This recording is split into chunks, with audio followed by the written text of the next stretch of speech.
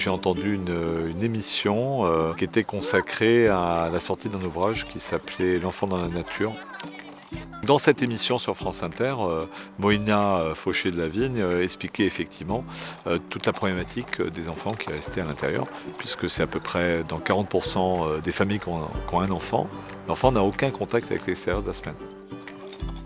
On a amorcé ça, on a essayé de mettre tous les acteurs qu'on avait, Éducation nationale, Caisse d'allocation familiale, PMI, avec les écoles qui étaient volontaires, et on partait vraiment sur une volonté collective de faire en sorte que les enfants aient plus accès à l'extérieur. On n'a jamais eu autant d'enjeux environnementaux aujourd'hui, avec des enfants qui n'ont jamais été aussi éloignés de l'environnement. Donc dans la formation du futur citoyen, je pense que le rôle d'une collectivité, c'est effectivement de permettre à ces jeunes de se rendre compte de la richesse qu'ils ont, la biodiversité, les espaces naturels, les arbres, la nature. Voilà. On a essayé d'écouter sans faire de bruit.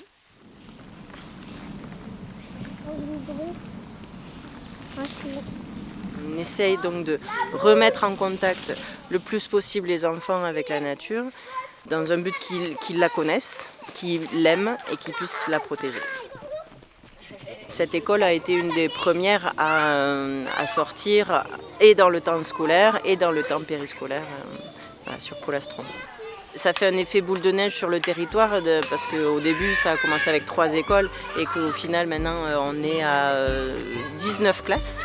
C'est pas plus difficile de faire une animation ou un temps de classe dans la forêt plutôt qu'en classe. Ça a même beaucoup d'avantages. Les enfants développent leur motricité, développent leur langage, développent plein de choses qu'ils pourraient faire à l'intérieur, mais là à l'extérieur ils ont plus de liberté. Ça leur permet d'être plus heureux tout simplement.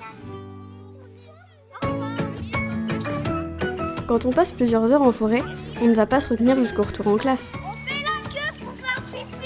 Heureusement, la nature est pleine de petits coins. Même les enfants qui n'y sont pas habitués vont apprendre très vite à s'accroupir et faire pipi sans viser leurs chaussures. Et les parents ont toute leur place dans cet apprentissage. Dans les endroits où nous avons nos habitudes, il est même possible d'aménager un espace dédié avec des toilettes sèches. Et toujours dans le respect de l'environnement. Finalement, quel meilleur endroit que la nature pour satisfaire un besoin naturel ?